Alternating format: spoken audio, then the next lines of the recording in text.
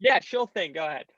Welcome to DYW Newsscape with me, your host Aidan, and today I'm joined by the one, the only, magical Chris Cox to talk about his profession of magic and mind-bending mind reading.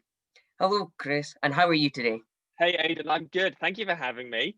Well, thank you for giving up your time today to support developing the young workforce and to help me show the young people how to get into your profession and tips on how to cope through lockdown. Chris, what is your profession and how would people know you?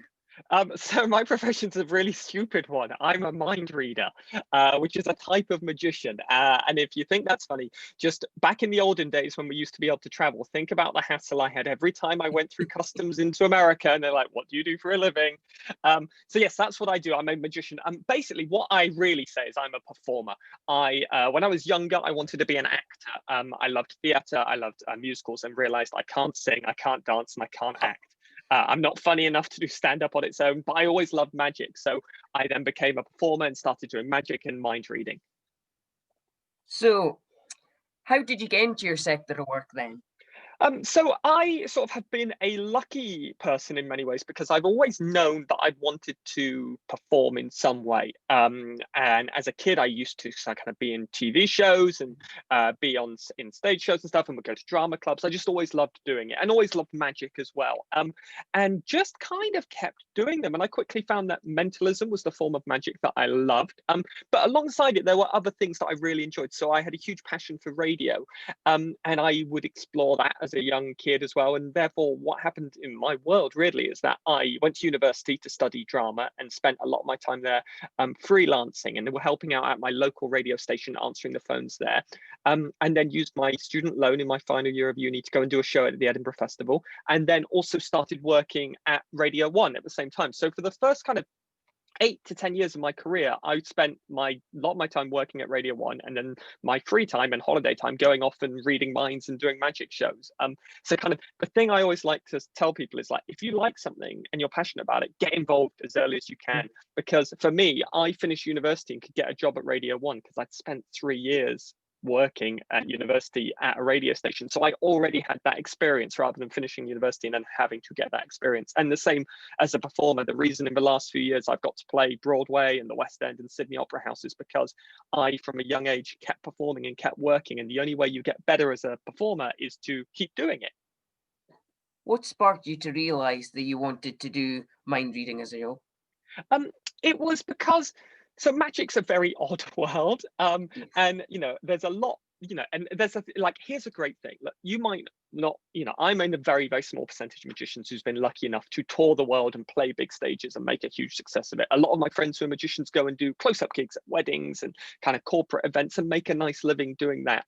There's all these different worlds and parts of magic, and even if you're not going to become a magician as your job, the thing that magic teaches you is it gives you a great social skill. It gives you great communication skills, and it gives you really good problem solving skills. In essence, as magicians, we're problem solvers. We're constantly fixing problems and trying to work out how to make the impossible possible. So even if you're not going to go into magic, actually learning a bit of magic is a really fun thing and a really good brain exercise. I realized I've not answered the actual question there. Remind me the question? What sparked you to realise that you wanted to do magic and Oh, mind yes. reading as a job? So I realized that I wanted to do mind reading as my form of magic quite quickly. And when I was at school, I did psychology and realized if I mixed psychological techniques and ideas with magic tricks, it looked like more than magic. It looked like mind reading, and it looked like something real. So that fascinated me. And also, I'm not someone to spend hours learning sleight of hand. It bored me. But what interested me were people, how they react, and putting that time and effort, instead of learning a piece of sleight of hand, putting it into performance and finding a way to make it entertaining and different. How did you make the transition from being in the radio industry to being into the touring theatre and magician industry? Oh, that's a very good question. I kind of had always kept the two bubbling along side by side. So I Mhm. would, there were definitely times where, I'd take all my holiday from Radio 1 to go and do the Edinburgh Festival. And then I'd work during the day and then leave, go in early, leave at 4 o'clock, go on a train somewhere to a tour venue, do a show that night, get home at 2 a.m., wake up, do the same thing the next day. And was lucky because I loved doing both things, and could kind of juggle them. I was lucky enough that Radio 1 gave me a career break for 9 months at one stage, which gave me time to write a new show, and I took my old show to New Zealand. And then when I did my first West End run in Impossible, I was still working at Radio 1. So I was doing 8 shows a week in the West End and 5 days a week at Radio 1. And at that point, I realized, now is the time for me to make this decision to leave the proper job with the pension and all the security and do the freelance job, my own life, create my own world as a magician. And I left Radio 1 with 1 tour booked in, and I went and did that tour. And then I had no work for 6 months. And it was terrifying. But luckily, I sort of left Radio 1 at a point where I'd had savings, so I knew I could, spend a year working and creating stuff. And then since then, luckily, things have kept rolling, and work often leads to work. And as long as you keep putting that effort in, hopefully you get the rewards from it. But it came to a point where I was sort of realized that if I didn't leave now, I was never going to do it. And I was never going to get to do the thing I wanted to do, and would always look back and regret that. And I had a great bit of advice, which I'll pass on to you from someone at Radio 1. And they said, you have until you're 30 to screw everything up, because you can constantly, you've got that time. If you screw everything up and it all goes wrong, you have time to kind of rebuild yourself and rebuild your life. And their advice was like, if you go out and try it and it doesn't work, then that's fine, because you still have time to do it and rebuild and create something new and do something different. And that kind of gave me a lot of kind of supportive thought, just that idea of going like, oh yeah, now is the time in my life where I can go and try something. And if it goes wrong and I screw it up, it doesn't really matter too much. How would you say you're so well known today, Chris? I would say it's because people think I'm Sue Perkins. They look at me and go, "Oh, it's the lady from the Bake Off." No, it's weird because I don't think of myself as well known, and some people might know who they are. Most people who I am, most people probably don't. And it's a weird thing that with my chosen profession, which is to go and entertain people and make them laugh and make them be amazed, the weird side effect that is sometimes people know who I am, and that's not why I do it. You kind of look at people maybe on Love Island and think, oh, you're clearly going on this to become a celebrity or an influencer or something, and that's just a weird byproduct for me of what I do. People might know me from Chris Cox's Mind-Boggling Magic, which is a show I did for CBBC, from Impossible that I did in the West End and toured, from The Illusionists, which I did in the West End and have kind of toured around America and Broadway and Australia and South Africa and Mexico and Sydney Opera House and Dubai and Singapore. It's taken me around the world. I've been very lucky to do that. But the thing I love most is doing live shows, and it's been a very weird year because theatres have been closed and I can't do them. So if a young person came to you and asked you, Chris, how do you get into magic and mind reading? What advice would you give them? So you have to wait for your letter to come, which is always delivered by an owl, and then you go to Hogwarts. I wish that was true. The greatest thing is that magic always starts as a hobby, and you ask every magician how they got into magic, and their answer is always the same. Pretty much, they got a magic kit when they were a kid, and then they kept doing it. And that's the joy of magic. You can get a magic kit, you can get magic books, you can go online and find magic tutorials, and you can learn and kind of play with it. And it's a really good thing to do and to show your friends, and you realize where you need to get better, and things where you kind of go, oh, this takes the discipline of practice, or this makes I have to problem solve or something. So the way to get into it is just to get some magic tricks, have a little look on YouTube, get some magic books. There'll be some in your library, if you remember libraries, they were once a thing. You can find all that stuff now. It's never been easier to get it. And then I think the thing which I think is important about magic is anyone can go and buy a trick, but what makes it different is you. You are the difference. Everyone could do the same trick, but what makes you doing that trick different? And the reason I've been lucky enough to be such a success is I'm very different to anyone else who reads minds. You've kind of got Darren Brown, who is the best mind reader ever to exist, but how I do it is very different to him. Although we're using the same techniques and methods, my whole style is totally different because it's all about me. So if you find a trick and you learn a trick, then think about you. What is it about you that can present that trick differently and make it interesting and funny or entertaining? Or maybe you realize you don't want to be funny. Maybe you want to be serious or dark or mysterious, or you kind of need to think about what your powers might be. Can you make something move? Can you make a card change? All of those things, they're all really kind of fun little thought exercises. So what would you suggest to young people to do just now with everything closed to develop their skills in magic? So use the internet. It's a wonderful, wonderful tool. You will be able to find very easy. There's some great websites like Vanishing Ink, who are a magic company who sell magic products. You'll be able to find tutorials. Vanishing Ink have a great system for and support program for people getting into magic. So you can find that information out there. You can also find stuff on YouTube. What the weird thing with magic is there's two kind of things with magic. There's the magic you perform, and then there's audiences who want to know how that's done. And it's annoyingly never been easier to find out how tricks are done. But what I suggest to you is that you don't find out how tricks are done just yet. Try and watch some amazing magic videos and then try and think how it might be done. And then when you've got some ideas, maybe then start to learn about how those tricks are done. Learn some basic card tricks, some card techniques, some shuffles, some false shuffles, all those little things. They're great because you can just sit and practice them at home. Like I always have a deck of cards nearby and will often just practice things even though I don't use them because they're fun little exercises. Watch some of David Copperfield's stuff on YouTube. It's very dated, but there is some incredible magic there, and magic is often many, many things working together all at once to create the moment of magic. So use that and exercise your brain. Play around with a deck of cards, see if you can create your own tricks, think about what you'd like to do, and then see if you can think about how you might be able to do it. How many hours does it take to be a magician or a mind reader like you? There's the Malcolm Gladwell approach, which is he believes it takes 10,000 hours to be an expert at everything. And that's probably not far off. I think the joy with magic, however, is there are tricks you can go and buy or learn how to do and make that you could perform within 5 minutes of getting them.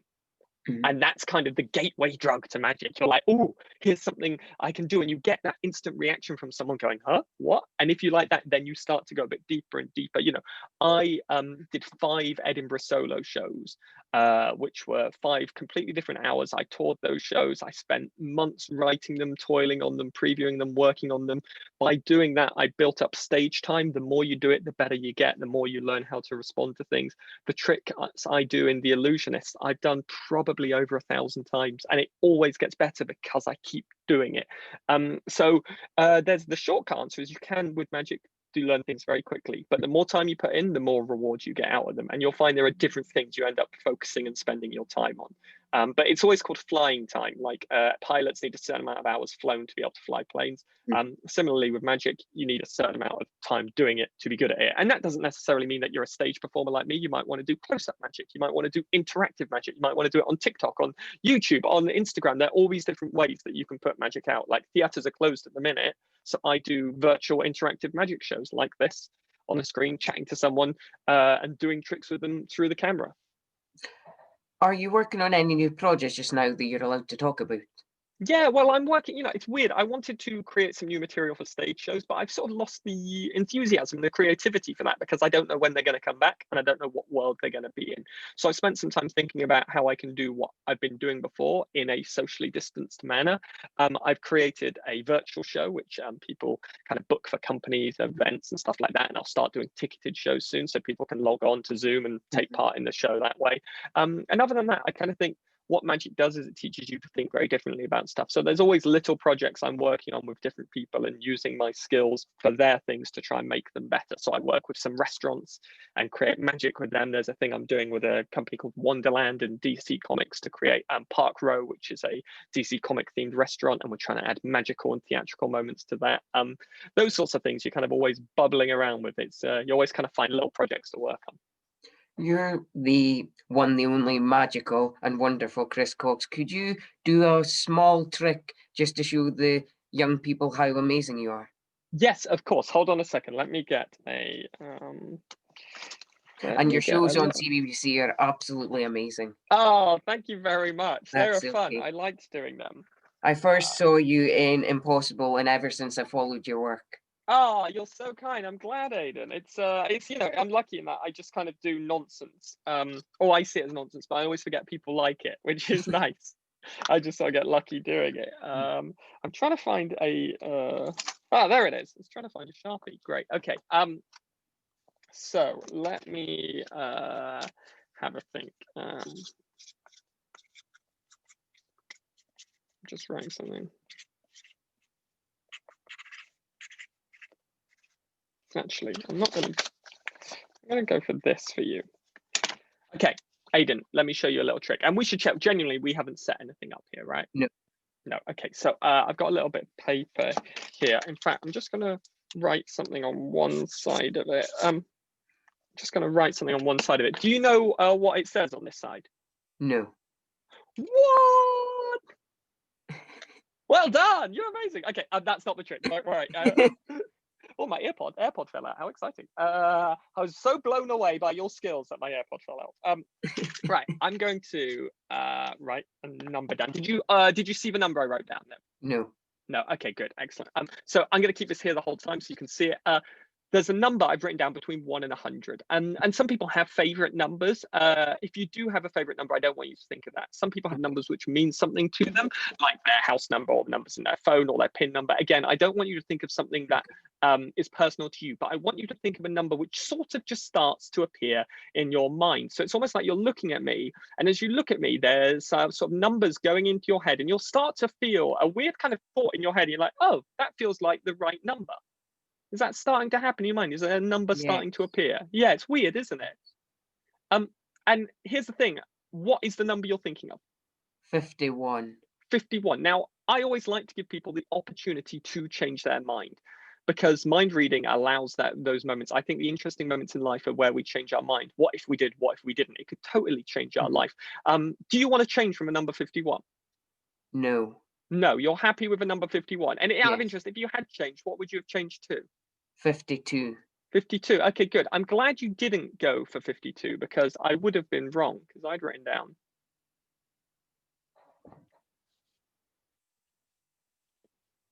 Oh, wow. It's weird, right? Yes. But that's the joy of something like Oh, mind wow. reading. You create that moment of wow, and Yeah. then you create that backtrack of like, well, why didn't I change my mind? I could have changed my mind. You could have done it. Yes. And then also, interestingly, as a performer, if you had changed your mind at that point and gone for 52, my job is now going, well, I know I need you to say 51. So I now have to influence you to go back to your original thought. So you're constantly, as a performer and a magician, you're changing like where you're going with things to be able to make the effect work. Our next segment on DYW Newsscape, I'm calling Questions from Your Soul. They are questions inspired by Disney Pixar's newest film, released on Disney Plus, called Soul, and they aim to help young people get through lockdown with their family at home or with their friends on Zoom. So, Chris, could you please tell me, where are you the most happiest just now? I am always, there's two places I'm at my happiest. I always say that I'm at my happiest on stage, which is true. I'm totally myself on stage. I love it. I'm more confident, relaxed. You know, what I see on stage when I perform is just me. It's me in my comfort zone. I love it and I miss it so much. But also, I am at my happiest when I'm at home. I've got 2 young kids. You know, it's a joy being with them. Actually, I'm at my happiest when we're all traveling around the world together, because it's always an adventure. But at the minute, I'm just happy being at home with them, being safe, being healthy, all those things. What music would you recommend to the young people to listen to help them get through the lockdown blues? I love anything from the world of musical theatre, which is weird to say as someone who was a producer at Radio 1 for so long.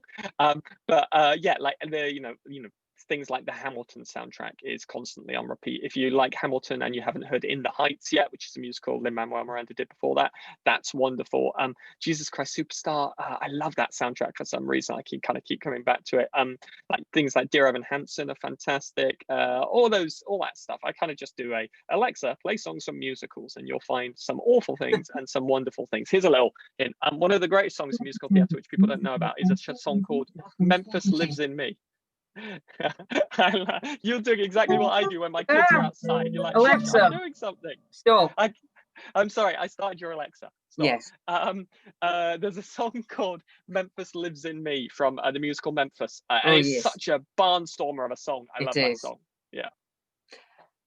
Can I ask you, is there something that you're loving just now, like a project or?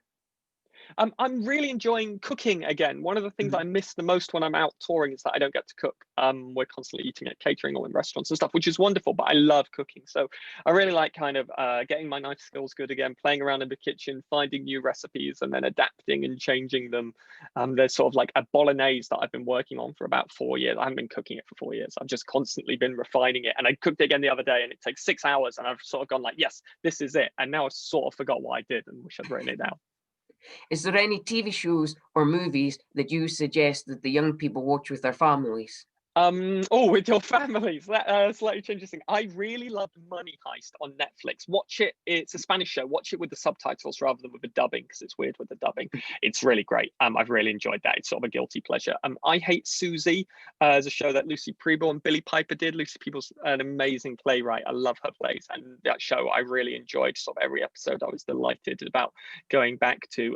They're kind of the two things most recently that I've sort of jumped out at me at being like the thing where I've been excited about going back to it. I'm also very excited for the new series of Succession to start again at some point. Who inspires you the most to do the job that you're doing? I had lots of inspirations in the world of magic. Penn and Teller, they're big inspirations. Yes. I love the stuff that Disney do, like their theme parks. I'm a huge fan of all the Disney theme parks, and I've been to all of them apart from Shanghai, and kind of seeing how they create these amazing production values and all that stuff, it amazes me. Tim Minchin always amazes me at his sort of multi-talented brilliance. And there's an actor called Mark Rylance who won an Oscar a few years back, but had sort of everyone in the world of theatre knew of him. And suddenly Steven Spielberg saw him do this play called Jerusalem, which is the greatest performance I've ever seen on stage. And Steven Spielberg was like, come and do some of my films. And ever since, he's done a load of his films and won Oscars. And he's wonderful. He was in The Trial of the Chicago 7 recently, which is on Netflix, which is also, I think, well worth watching. What is your favourite ride or show at Disney then? Oh, good question. I change often. There are some things that I will always go on because, you know, they have memories and they're fun. And yes, I really love Soaring, which used to be Soaring over California and is now just Soaring. I think that's just a beautiful, beautiful ride. I love. I tell you what, one of my favorite rides is in Japan at Tokyo Disney Sea. They've got a ride called Journey to the Center of the Earth, which is just unlike any other ride they've got, and it's the most sort of well themed and fun and amazing and kind of thrilling, and it's kind of combined story and rides and everything all together. Like I really loved that. That was really something awesome. How would others describe you? Annoying, punchable, needs a haircut. I don't know. I think hopefully I'd like to be thought of as a nice person. That's I think I'd be happy about that. Is also people I think probably think I'm funny, geeky, energetic. You know, my onstage persona is very energetic and excited, and where my real world me is slightly quieter and grumpier. And I probably should be a little bit more of onstage me in the real world. What would you consider to be your greatest achievement within the magic and mind reading world? I think last year playing Broadway, probably, you know, I, as a kid, always wanted to be on stage. And the fact that I got to play, you know, I played 3 West End runs and Broadway, it blows me away. And, you know, I was very sad that I couldn't finish that tour and we were going to end at the Dolby Theatre in LA where the Oscars are hosted from. And hopefully one day I'll get to go back and do that. But yeah, getting to play Broadway. And weirdly, when I went to New York for the first time, I was 21 and I saw Hairspray at the Neil Simon Theatre, my first Broadway show. And then I performed at the Neil Simon Theatre when I was on Broadway. It was it was amazing. It's really, you know, within 18 months, I played Broadway, London's West End, and Sydney Opera House, which is pretty incredible, really. Yeah, I was in New York during the October holidays that are here, and I was absolutely devastated to find your show was on just a week or 2 weeks after. Yes, and I had we to go back to November. school instead of seeing your show. You'd have only been bored. No, I would have really enjoyed it. Could you please suggest a way for young people to cope during lockdown? I think the realization that it's okay not to cope is a great thing. You know, we have good days, we have bad days, good days, bad days. There is a quote from many things say this, but I always like it. There's a song in The Lion King called "He Lives in Me," which is in the Broadway version of the musical, not the actual film, which is has the lyrics. I know that the night must end, and that the sun will rise, which is always a lovely thought. That idea, in like, if you're in a dark place, it doesn't matter because the sun will rise, and you know, talk to each other. We're all in it together. The idea that we're all in the same boat is not true. We are not in the same boat. Some people are in a luxury yacht, and some people are in a pedalo, but we are all in the same sea. And we're all going through this together. So speak to people, find things that allow you to escape yourself for a little bit, that allow you to enter a different world, be that reading, practicing a magic trick, watching something you love, writing something, anything like that. You know, little bits of self-help I think are really important at the minute. Apart from cooking, magic, mind reading, and the TV shows that you mentioned, what have you been doing to cope during lockdown? Lots of childcare. I have 2 young children, so that takes up a lot of my time. Seeing them play and their, you know, watching their imaginations grow, it's a real joy. And it's kind of, you know, the thing we do with magic is create moments of childlike wonder in people as a trick happens. And it's sort of nice just seeing childlike wonder without me having to do much to create that. That, you know, that has been keeping me very busy. And when you're on tour with other people, such as Jonathan Goodwin and Magical Bones and that, do you learn anything from when you work with all the others in Illusionist and Impossible? No, I have nothing to learn. I'm too good. No, I do. Yeah, we do. That's the, you know, the joy of the weird thing about being a magician is normally it's quite a solitary life. When I would do Edinburgh and tour, I would do solo shows, and these big shows like The Illusionist and Impossible mean you get to work with other people, and therefore you listen to each other's acts and you give each other these things called notes, where you're like, oh, you just give someone a note like, oh, I had this idea. Have you tried this? Have you tried that? And you can try those things, and you're constantly making refinements and making things better. You know, I know that my act would not be as good as it is without Jonathan Goodwin spending all this time on tour with him and him giving me little thoughts here and there. And, you know, I've given him things, you know, one of my proudest moments of the last US tour is I gave him a joke and he tried it and it got a huge laugh and he kept it in. And hearing that laugh makes me really proud backstage going, oh yeah, I helped him with that. Post-lockdown, do you think any of your acts or any of the tricks you do will have to change when you leave lockdown? Yeah, I think a lot of them will until we're at a point where distancing and mask wearing is not such an issue. So I've been spending time kind of working on how I do that and how I take those tricks that I've done before and make them socially distance friendly. Creating new material for that is what I will no doubt have to do. There was a big thing I would do in the show where the whole point of it was I would touch you, I would make a connection with you, I would get into sync with you, and I could read your mind. And at the minute, I can't touch you, I can't get close to you, I can't make that connection. So I'm trying to find other ways to do that to make it fun. Out of all the gigs you have done recently, which one has been your most favorite or has the best memory? You know, it's weird because they all to some extent blur into one, sadly. And there are moments where you're like, oh my god, like, you know, Broadway, certain parts of a US tour, the West End, Sydney Opera House, Dubai Opera, those places kind of, I can, in my head, think of those theatres. And I try sometimes when I'm falling asleep, I'll think about theatres I've played. And sometimes my phone pops up with every theatre, I take a photo of the auditorium, the view from stage, and sometimes they'll pop up on my phone. I'll be like, I've got no idea of where that was. I've no memory of it. And I'll look and be like, oh, that was Butte, Montana. So, oh yeah, of course, I played Butte, Montana. And, you know, I kind of, you know, at the minute, I really just miss it all. And I have these strong memories of just that life, the momentum of life. You would do a show, you'd go to a hotel, you'd sleep, you'd get up, you'd get on the tour bus, you'd get to your next venue, you'd have some lunch, you'd chill out in the hotel for a bit, you'd go, you'd do a sound check, you'd have some dinner, you'd do the show, and that would carry on. That momentum, that constantly being in a new place and new audiences. Those are the things I really miss, and they're kind of the memories that keep coming back to me, like little moments here and there. And kind of you look back and your act constantly evolves and changes, and it happens just by doing it. And occasionally you'll point back and be like, oh yeah, I added that bit when I was in Salt Lake City, and now that's a thing. Or, oh yeah, I used to do this thing, I don't do it anymore, why not? And those sorts of moments and memories kind of jump back into my mind at the minute. What is your favorite theatre to perform at and why? There's many different reasons as to what I perform. Sometimes theatres that are great for audiences and no fun for performers. There's a beautiful theatre in where was it? It was in America, and it's St. Louis, Missouri, and it's Fox Theatre there. And if you Google it, it's like 4,000 seats. It's so beautiful inside. It's like the Moulin Rouge. It's What's it called? ornate, the Fox Theatre in We'll St. Louis. And it's like a huge elephant there. There's all this ornate stuff. It's so wide. There's so many people in there. It is the most beautiful theatre I've ever been in. But as a performer, it was not fun because the audience is so far away and it's so big.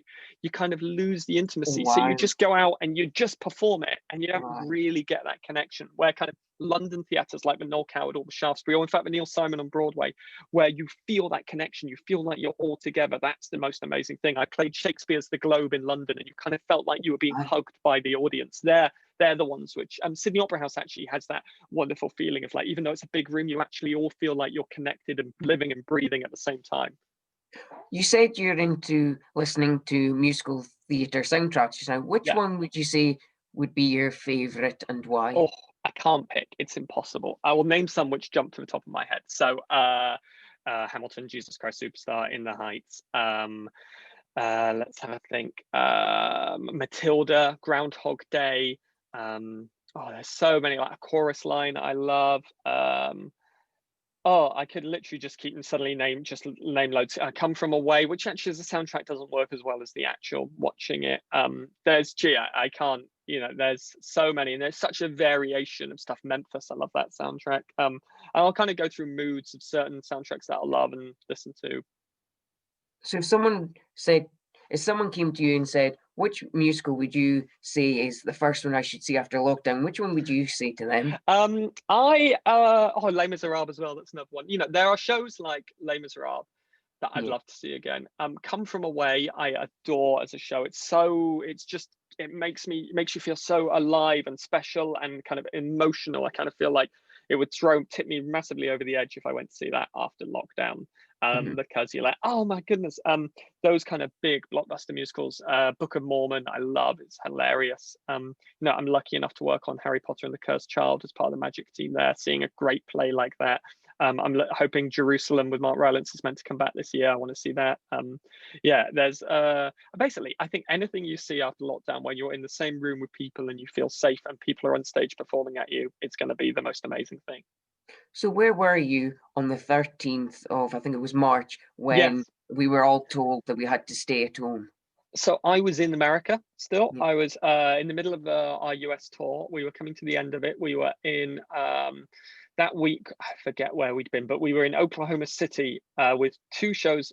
We had Friday and Saturday in Oklahoma City. The Sunday we were going to be at an arena in Frisco in Texas. And then I was going to fly home for a week and then go back out and do 6 weeks in California and Arizona on tour. We were in Oklahoma City when we were told, the show in Texas is cancelled and tomorrow night will be your last show and then the tour's going to stop. But we hope to get it back on the road again soon. And we kind of went home thinking, all right, we'll be home for a couple of months and then we'll be back on the road by the autumn. And obviously that's not happened. So what was the emotions that you felt on that day when you were told your show has to stop and you didn't know how long you were going to have no work for? It was weird because we'd sort of been expecting it during those kind of few weeks leading up to it. You could see the writing on the wall with the news going on. You're like, well, and then the NBA stopped playing. You're like, well, it's only a matter of time before we stop.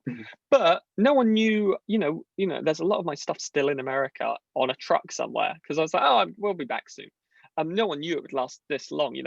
When we came back, I thought maybe in the autumn we'll be back. I'll definitely be doing shows by Christmas time again.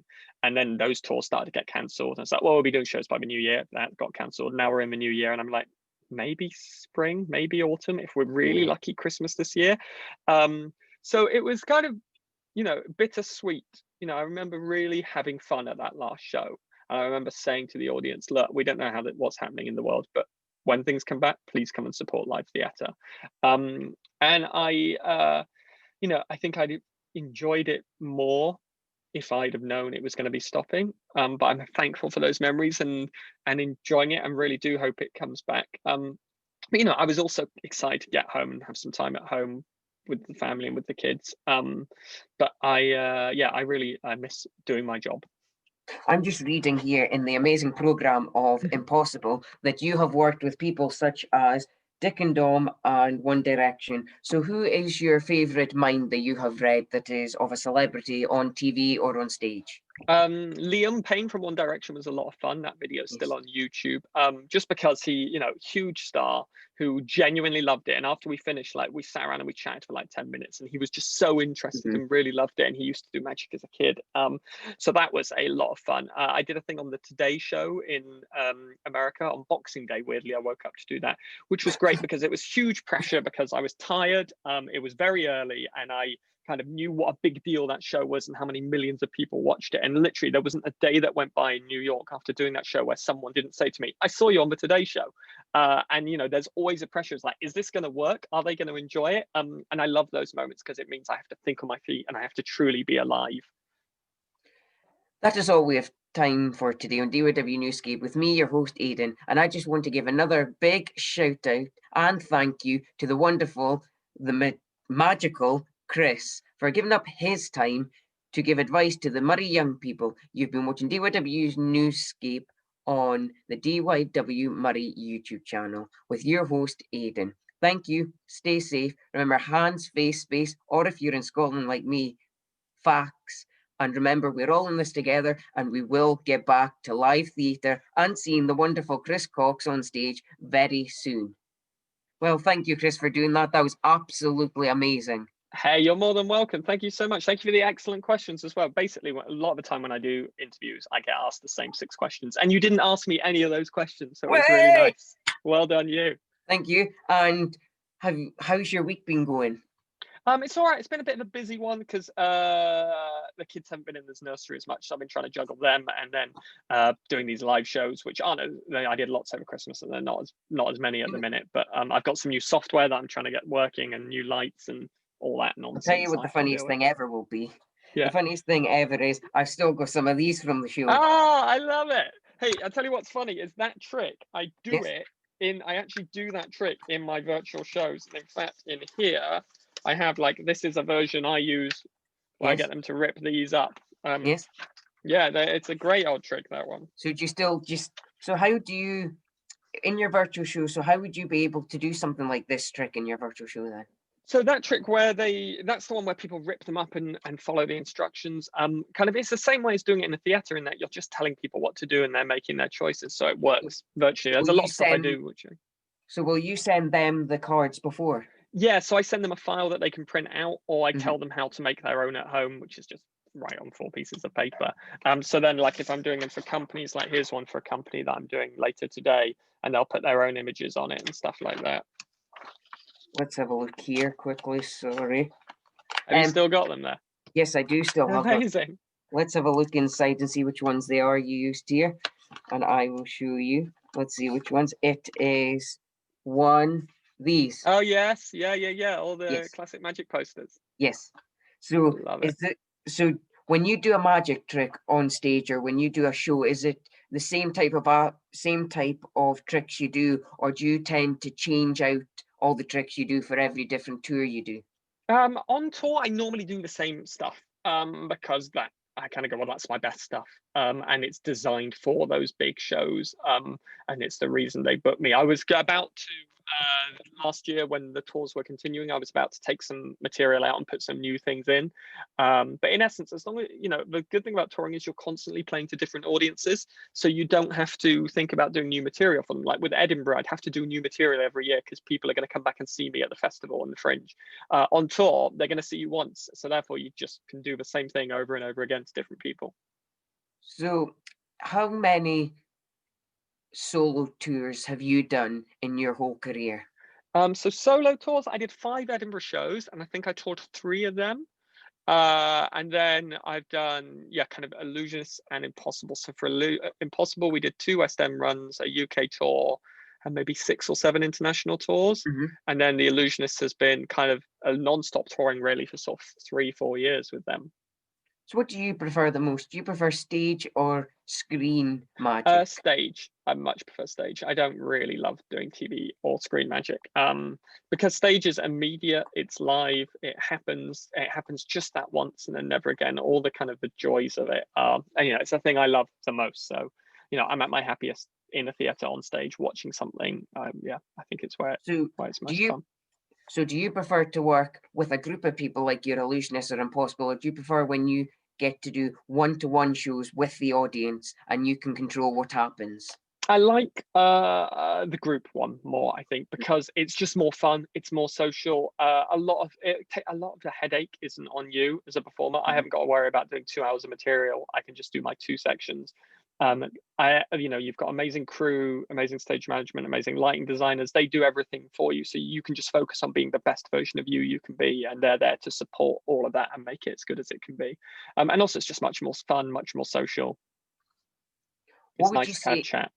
What would you say is your most favorite or best trick that you have progressed or learned?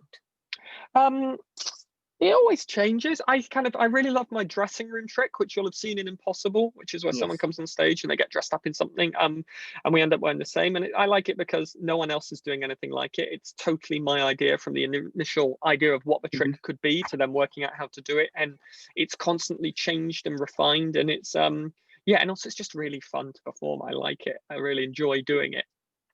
So once this pandemic is over and we're allowed to go back and do more TV and stage work, do you think you'll do a lot more stage work or screen work? I'll do whatever work I can get is the answer. I'd like to do, both are very difficult to get those jobs. There's not a huge amount of work out there. So I'll take what I'm given. I'd like to be able to do stage work. Hopefully, that's kind of what I miss and what I love. Oh, there I am. Changing, The changing. brilliant thing about that picture, from what I remember, is that was taken in a preview where stuff wasn't ready. So I think that T-shirt wasn't my costume. I think it was just the T-shirt I was wearing, because my actual costume wasn't finished. Oh, so out of Yeah, all the that's the things, dressing room trick. That one yes. there. So out of all the TV shows you've done on Channel 5, BBC iPlayer, Channel 4, CBBC, which one is your most favourite one you've done and why? The thing I'm most proud of actually is a spot I did on a show called The Project. It was in Australia, Mhm. and it's a bit like their version of The One Show. And I appeared as a guest, and there were a lot of extenuating circumstances, which meant my flight was delayed. I'd just flown in from London. I was jet lagged. I was tired, and I was stressed. And then I found out Eric Idle, who's like a comedy legend, was on the show as well. I was like, oh my goodness. So the joy of all that is I didn't have really any time to be nervous about it. And I just went on, and I felt like I gave the best version of me. I think the trick was great. They were brilliant at interacting. I was funny. I watch it. It's sort of the thing. The one thing I don't like watching my stuff back, but it's the one thing I watch back. I'm like, oh, I did a really good job on that one. So what's a quote that you would say you live by before you go on stage or screen? Say that one again. I lost you for a second. What is a quote that you think you live by when you go on stage or screen? Um, yeah, I tell you what. Hmm. I never say good luck or break a leg. I Hmm. always say have fun, and that is sort of what I live by on stage. It's like Hmm. go out and I try and have fun, because I think if I have fun, the audience have fun, and we all have fun. And if I enjoy a show, I'll be like, oh, that was a fun one, or that wasn't very fun tonight. It's always about fun for me. That kind of is the word which sums it all up. There is, it's like, could you please tell the young people that are going to be watching this more about some things that they can watch you just now to know more about you? Is it YouTube or are you on screen just now? Is there different things that people can watch you so that they know more about who you are? Yeah, well, I try not to put too much stuff online because I want people to see it live and Yeah. experience the excitement of it there. There's stuff like the best place is magiccox.com. So magiccox.com, magiccox.com. That's my website. It's got a load of videos and stuff on it. And then you'll be able to find out on there. You can join the mailing list or follow me on Twitter or Insta or somewhere, and you'll be able to find out about the live shows that you can come along to and see and interact with me like this, and see it from the comfort of your own bedroom, from Broadway to your bedroom. When will Broadway to your bedroom be starting then? Hopefully in the next month or two, I think. I just need to sort of find the time to fully create the show I want it to be. I could do it now, but it's not the show that I want it to be yet, and I want to do it so it's really good. So it's kind of finding that point of going like, okay, I'm happy with what I want to do at the minute. I think that's going to be the one to start with, and then it will constantly change as I do it. But I want it to be great to begin with. Well, I'm reading here that you did Killer Magic. Could you tell people a bit more about when you did Killer Magic, please? Yeah, Killer Magic was on BBC Three a few years ago, and it was a multi-person magic show. So it was me and four other magicians, and the aim was we'd be given a theme each week, and we shot it all in Glasgow. So you'll recognise a lot of Glasgow in the background. And from that theme, we would create tricks and then perform that tricks, and we would score each other. And at the end of the week, the person with the lowest score would have to perform the killer trick, which is a trick which is injured or killed magicians in the past. So, what was your favorite trick within the Killer There's a Magic? trick I did on that, which is there's two actually, and they're both on YouTube. There's one I did where I was the boss of a newspaper, where I was making tomorrow's news today, so trying to predict the newspaper that someone would create. And then there's a trick I did with Joe Swash, where we recreated Pac-Man, which was so much fun. Oh, I'm also reading here that you did a show called Dick and Dom's Funny Business. Could you tell people more about that? Yeah, that was a CBBC show from a long time ago, and it was great because it was sort of a variety show, really. So Dick and Don would do a show, then would have acts on. So I'd come on, I'd do a little trick. I did a routine with no guessing where people were going to sit in chairs and the things they were going to do. I kind of, have a very sort of have a vague memory of doing it. Like a lot of these things, you sort of do it, and it's all consuming for a short while, and then you totally forget about it. And that's the weird thing about like doing stuff on screen is you often do it once and then never again. There's a trick in Killer Magic that I genuinely have no idea how I did it. I look back and like, I've got no idea how did I do that trick? Because I sort of did it that once and then have never done it again. And I'm also seeing here that you did a show called The Mentalist Revealed. Could you say a bit about that? Yeah, that was a show for Channel 5 back when The Mentalist was a popular TV show, and they got me on to kind of talk about the skills as a mentalist magician and looking at what bits in the show are false and what bits are real and the type of things I can do with mentalism techniques. So out of all of these type of shows on BBC Channel 5, Channel 2, which one's your favourite? I really enjoyed Killer Magic, actually, because again, there were a lot of people to work with. It was high stress, a lot of pressure. We're constantly turning around new material, but it makes you thrive because you're like, well, we're filming tomorrow, so I've got to come up with a trick and it's got to be good. That kind of pressure is amazing. And have you got a favourite town within Great Britain that you have performed in? I'm originally from Bristol, so I always enjoy getting to play back home in Bristol. Crowds are different around the world. The sort of venues I remember being horrible venues, but lovely crowds. I always love performing in Edinburgh, the Edinburgh Festival and the Fringe, and kind of when I've taken Impossible there on tour, always fun, kind of up for it crowds. That's the thing which makes a difference. It's like, how are your audience? How much do they want to be entertained and get involved, or how much do they just want to sit back and kind of watch the show in a sort of slightly snooty way? So what would you say is the largest audience that you have performed to? I did a run of shows in Manila, and we performed to an arena which seats 12,000 people. Wow. And what would you say is the smallest? Oh, there were definitely Edinburgh shows early in my career where there were like 10 people watching. And I remember there was one show where there was like, I think maybe probably 8 people, 9 people watching or something, and I needed 14 people throughout the show for tricks. And I was like, oh well, we're just going to have to use the same person lots and lots and lots of times. So what do you think? How do you think you go from 8 people to the arena, which is 12,000? I think just by doing it, constantly doing it, constantly going, this needs to be better, how can we make it better? Also, like, kind of knowing when that'll do, going, all right, that's okay, I can leave that'll be fine, let me work on something else. And just that momentum, it's constantly not sitting back, it's just pushing forward and trying to, make a name for yourself, work hard both on stage and off stage, try and get those opportunities and take those opportunities when they're presented to you. It's like always saying yes to stuff. And what is the best opportunity that you took? I think doing Impossible for the first time in the West End led to so many things. Off the back of that, the Illusionists emailed me and said, would I like to come and do a show for them? And I replied going, are you sure this email is for me? I had no idea they were, had been to see the show and liked me. So, those things, I think good work leads to good work a lot of the time. And how do you think that you got spotted out in the magic world in the first place? I think it's through doing something different, through going and doing Edinburgh. When I first started doing the Edinburgh Festival, there were hardly any magicians doing it. So it was, like, oh, who's this guy? Taking those risks, trying new things, all those things make you stand out, building connections and contacts with people. The person that booked me for Impossible in the West End, I'd known for maybe 8 years. And my first meeting with them is they said, I've no need to work with you. I already work with Darren Brown.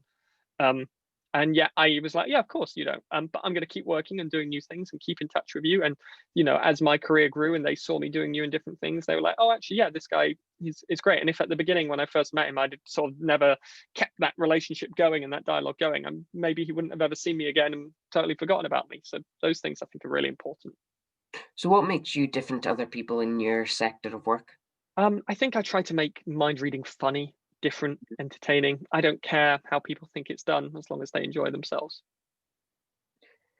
And one last question I've got here, if I can get this. One last. I just noticed your Mickey plaques behind you. I like them. They're like the road signs, right? Yes, thank you very much. Thank you.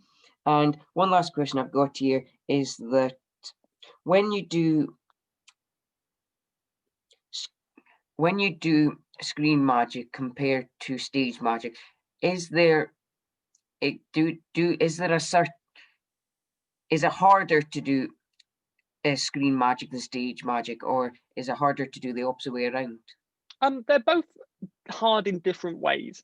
You know, on stage you can totally command an audience's attention and you are fully in control of them at that point. On screen, you are not in control of where they're looking because it's where the camera looks. And, you know, there's the problem with screen stuff is you have to go, it's harder work to prove that nothing is set up, and nothing is ever set up, but you really have to try and prove that on screen more so than you do on stage, because on stage it's clear that you've just picked someone at random and they can go and find that person after the show and chat to them.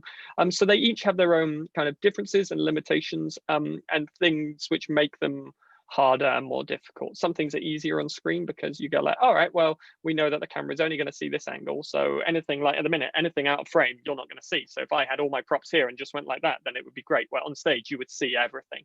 So all of those kind of variables are there. So they're kind of, and also it's what suits you better. Like I much prefer being on stage. I feel like I'm in more control over everything. So when something goes wrong for you, or something that you don't think is right comes up, what do you do about it? Hopefully, part of the reason I get booked for these things is I'm professional enough to know what I'm going to do when stuff goes wrong and have alternate plans and take it down different routes, going, oh, well, if that doesn't quite work, I'll take it this way and then that'll work. You know, people don't really know what you're going to do, so you're in control of that. But sometimes you realize, oh, well, this has not worked, and you have to kind of cut your losses and just go, sorry, it's not worked, let's move on. Which is, you know, in TV it's easy because you can then just refilm it unless it's live. On stage, it's excruciating. So what happens to be the same 6 questions you get then? Oh, it's normally like, it's a very generic, like, how did you get into magic? What's your favorite magic trick? How do you do what you do? What's it? When has it gone wrong? And then stuff like that. What are the other ones? They're not all the major ones, yeah. Well, thank you very much for your time. It's You're been more very than much welcome. appreciated. Hey, my pleasure. Good luck with it. I'll make sure I get all the stuff sent over to you. And when I start doing the shows, drop me a line and we'll make sure you get to come along to one and don't have to pay or anything like that. Oh, thank you ever so much. You're more than welcome. Thank you. Keep Thank doing you. what you're doing. You're doing an excellent job. Bye. Cheers, Aidan. Bye, bye, bye. Bye. Bye, bye, bye.